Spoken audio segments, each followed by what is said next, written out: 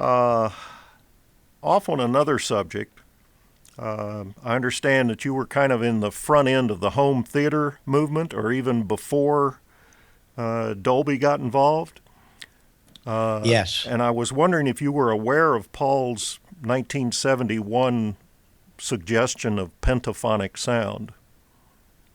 I sent you a No, I knew he was paper playing. that he I had knew that written. he was playing around with some of that stuff, but I never did talk to him about it or do anything with that.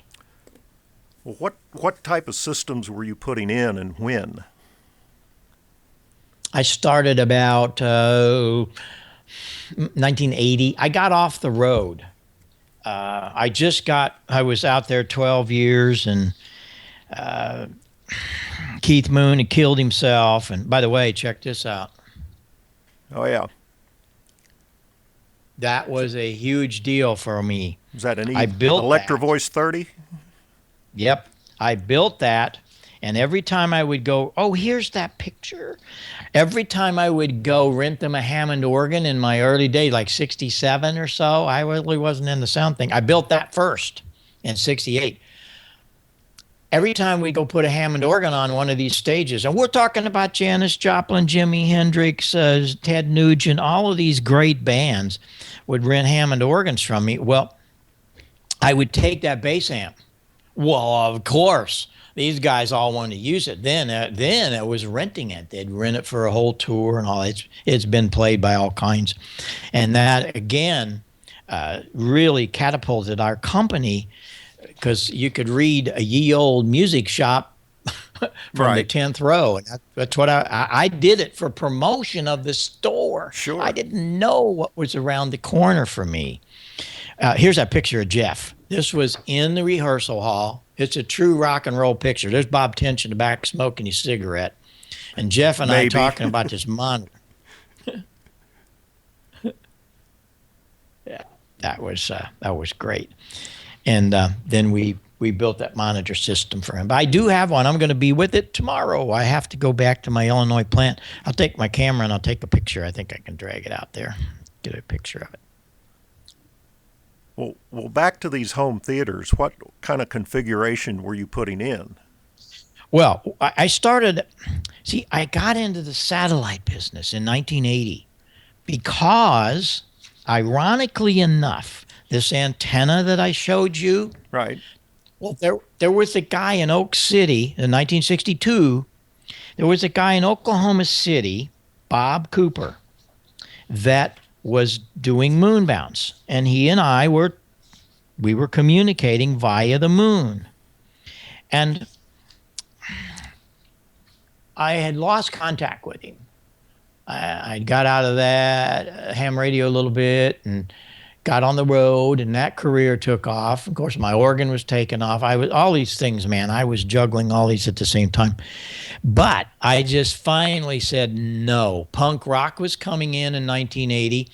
These contracts, we were going to have to go buy a ton. We're talking one of the things I would have had to spend $1 million to build the system they wanted. I said, I'm not going to do this. And in one day, I said, that's it, goodbye.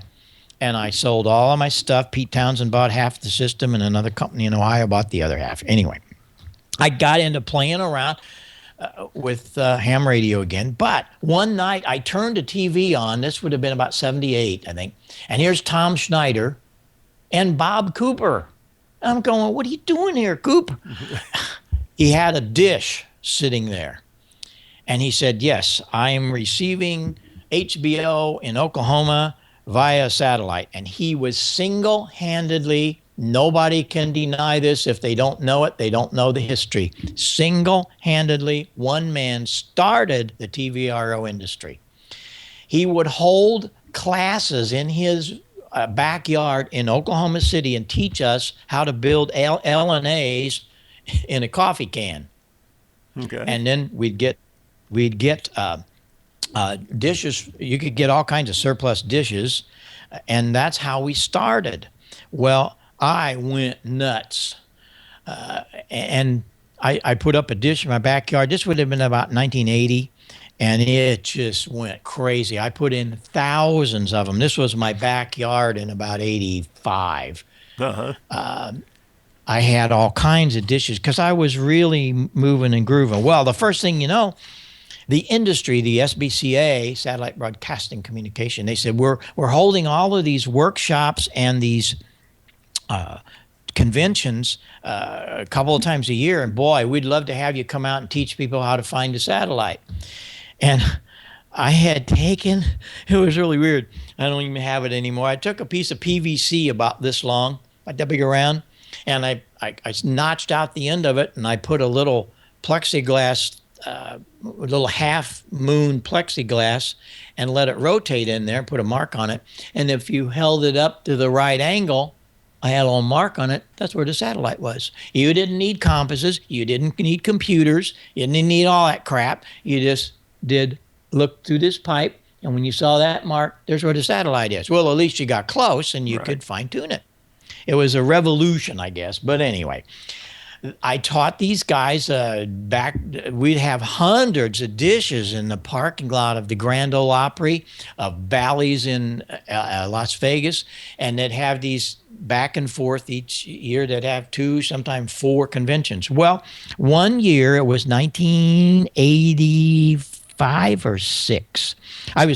I would have in their booth, they'd have a large booth for me and set up about 50 chairs and on the floor. And this one show, I was doing audio.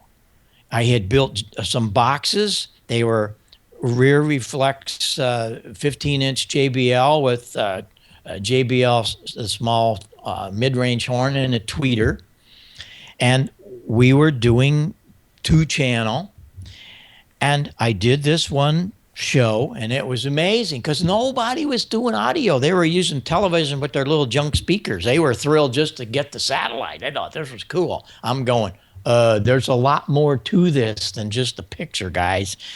Well, I got a call from Pioneer, and they said, hey, you're doing your next show at the Grand Ole Opry. And I said, yeah. He said, you know, we got a receiver here. It's a prototype that's got a Dolby rear speaker in it. It's got it was just an analog 3-channel, left, right, rear. And he said, we would love to have you showcase this. So they hand carried it to this show. And for the first time, the satellite industry heard a surround, not left and right, rear, 1 channel. Yeah. It was amazing. I mean, we started having people come in there that just, they couldn't believe it. Well, you know what? Neither could I. This was pretty fabulous because it sounded great.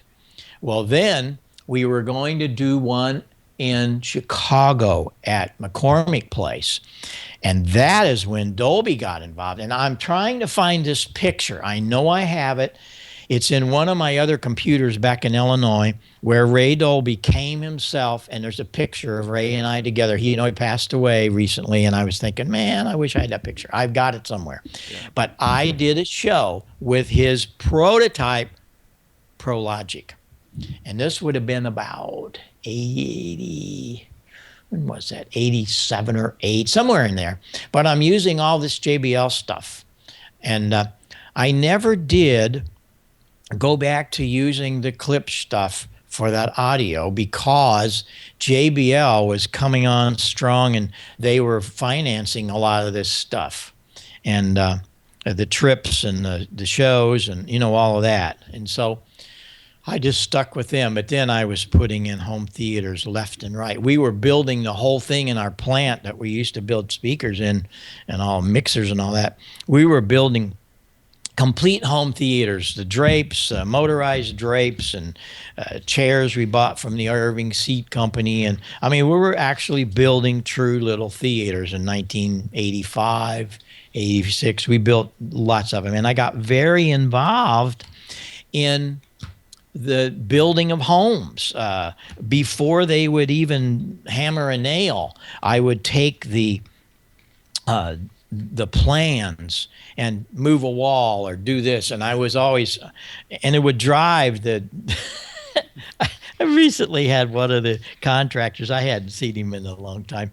And he he used to bitch at me all the time because when I did a home theater room, the walls were not parallel.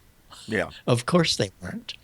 I had them either tipped in or tipped out. I had slanted ceilings to stop the standing waves. Hello. But nobody ever talked about that. And they thought I was an idiot wanting the rooms that weren't parallel, but they Or at sounded least good. a pain in the ass. Yes. But I really became the home theater guy. And in fact,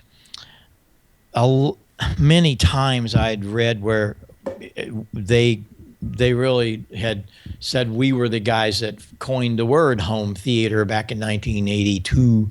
I don't know if we were. I don't care about that. I can tell you another story. In 1970, I bought a Langevin console because we were just using little mixers. That's what we had. And I wanted a console.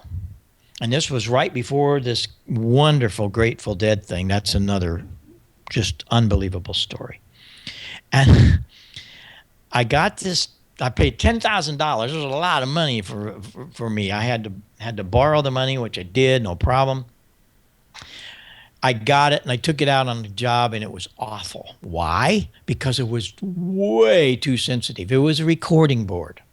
So I said, what are we going to do with this? And one of my roadies, I had two roadies from Carbondale, Illinois. One of them said, well, I got this high school chum. He's coming out of college here. And this was like December. He said he can't find a job because it's half year. And he came out as a film major in electrical engineering. He said, let me get him down here. Maybe he can help us. So he did. And the guy came down and we started talking. To make a real long story short, and I have boy, do I wish I had some of this stuff from Klipsch and all the other guys. I have, ironically, handwritten on a Holiday Inn stationery, 3 pages, where Tom Holman. I know. I was going to ask about Tom, actually, so you beat me to it. Tom Holman wrote to me after this meeting. He was doing something. Wrote to me on the Holiday Inn stationery a little diagram of what we were going to do and how he was going to do it and all this.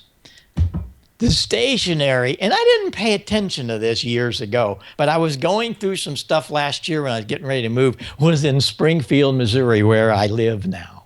Yeah.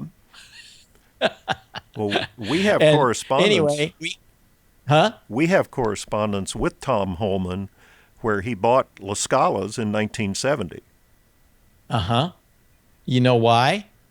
Oh, I'd like to. That's when he started working with us. And we were turning him on to, we had been playing with some hi-fi stuff because Ed Drone worked for a hi-fi company in St. Louis. I forget the name of it. And we were very, very observant of the La Scala and darn near bought some before I met Paul to put on the road. But then Ed was afraid that we'd blow them up. And he said they're so sensitive, but he said we maybe ought to stick with all this old Olsen bin stuff. But anyway, I hired Tom to do this console, and we did. And in 1986, when THX really started, of course, in 82, George Lucas hired him to come in and do THX. And there's another big argument about what THX stood for. It was the Tomlinson-Holman experiment. A lot of people think it has something to do with THX, which was George's first movie in college as his right. kind of his paper. But no. And I spent time. Well, anyway, Tom had me come to the Lucas Ranch. I was very blessed, and that would have been about 85, to talk to the THX classes about home theater. Him and Anthony Gramani, if you knew Anthony, Tony Gramani. And we were there a couple of times and helped those. And I was just writing a book on home theater, and I have those pages. I never published it, but I have the handwritten pages ready to go. And we sat down after one of those classes long after everybody had left in Tom's office, and he made corrections on what I should do and additions. It was really cool.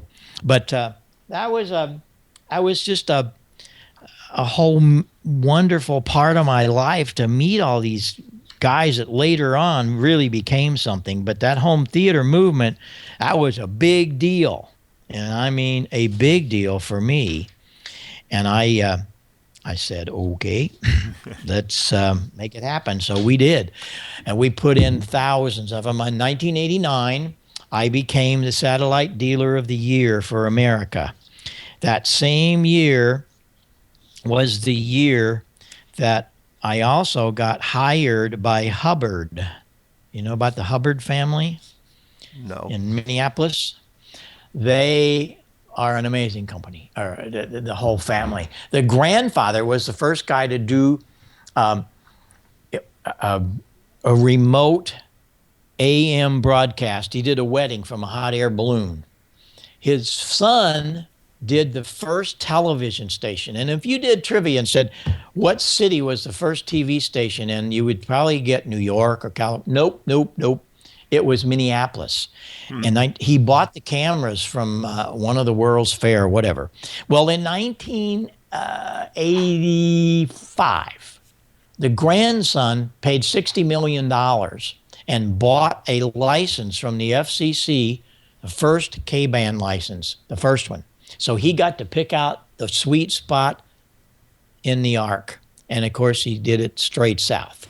He didn't know what he was going to do with it. Short story of that one, he got together with Sony, RCA, General Motors, and they put together DirecTV.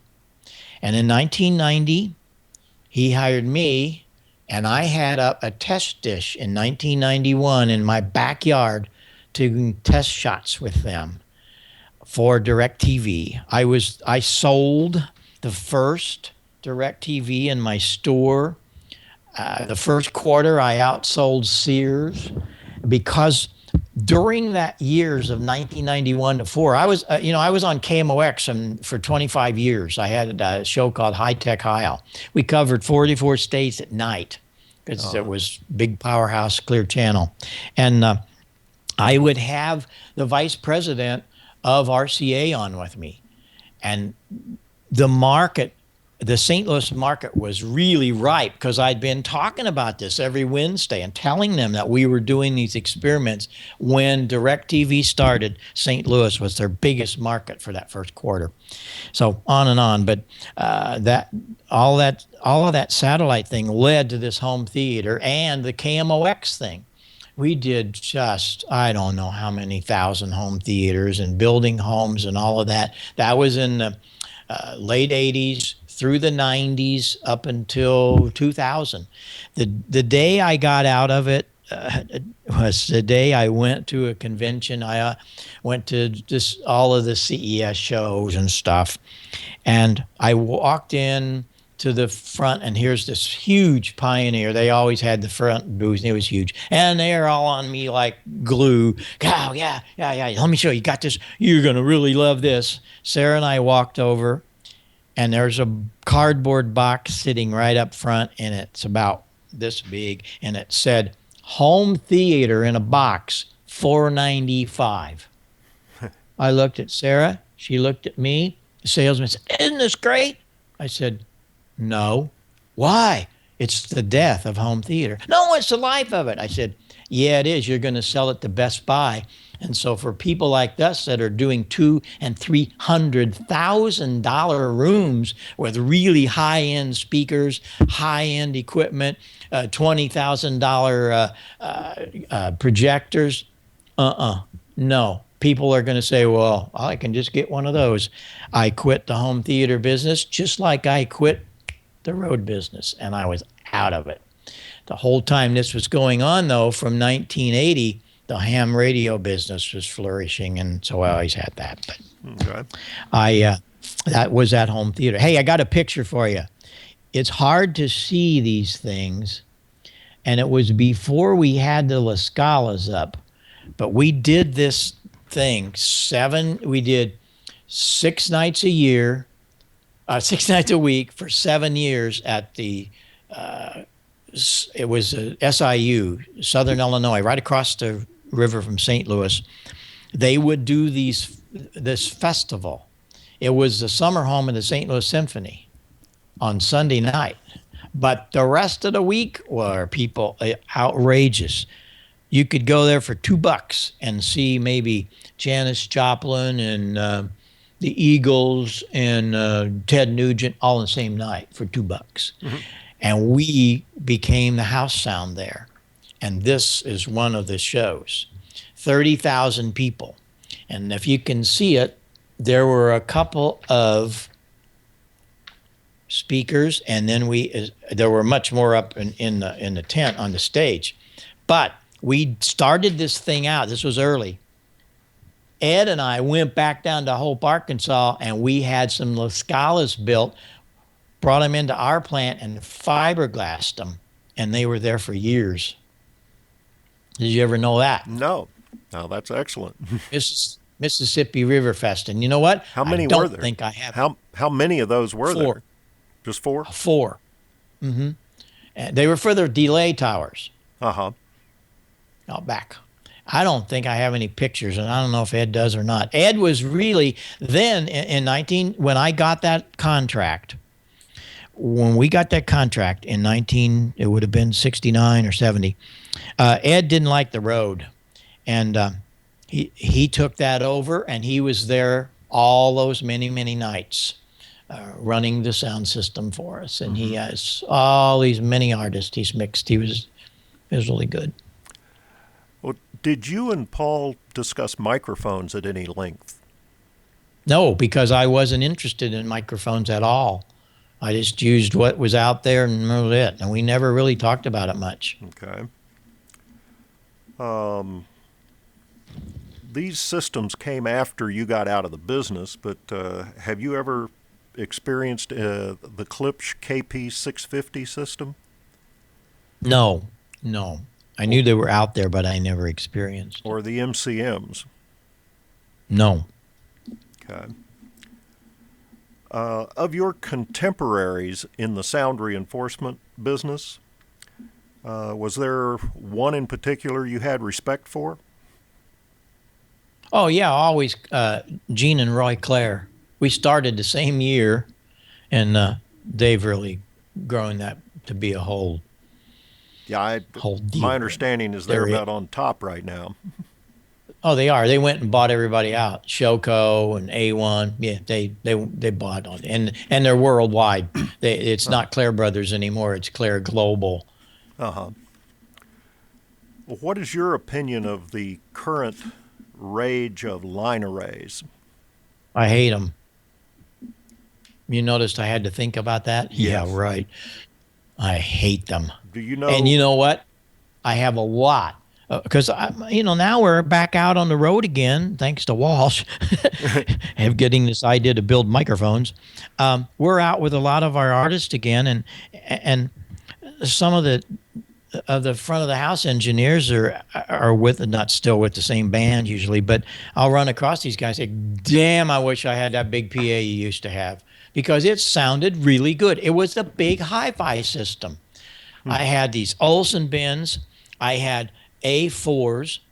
I had 4560s for front load fronts, no less than 16 radials, 90 and 60 degree and 40 to get it to the back. Right. What with 2482s on, 250 watt drivers, and always about 30 075 ring tweeters aside. I'm telling you, this thing was like a huge hi-fi system. It was a 4-way system. Yeah. Nobody was doing that. And we were doing it because we liked it. And there again, Ed Drone, being very much into the hi-fi world, That's what we were doing. And then after we met Paul, the fire was ignited. And that was the whole deal. Is we didn't want a PA that sounded just like a PA. We wanted it to be really good, and it was. And I hate these line arrays.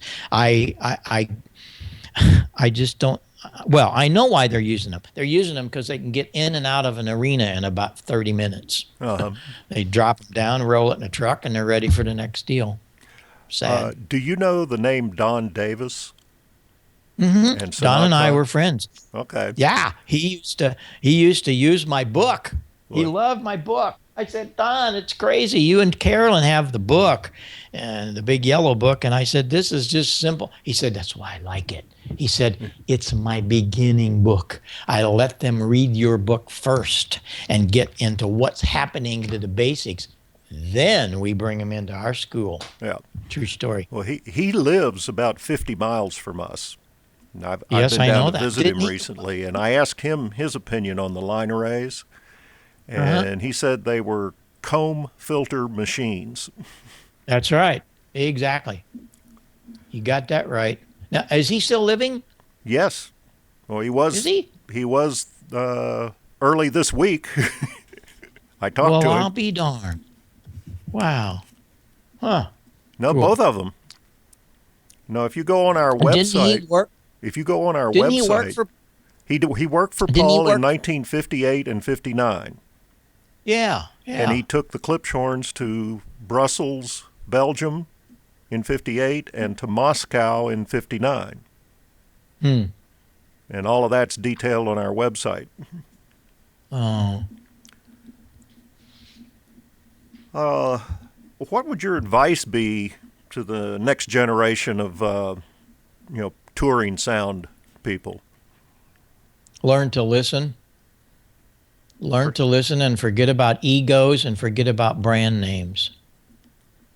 That sounds good. That's my biggest deal, is that these kids, they read a magazine or they go see some group they like, and the group has whatever guitars or PAs or clothes or whatever, and that's what they use. Right. Well, no, learn to listen.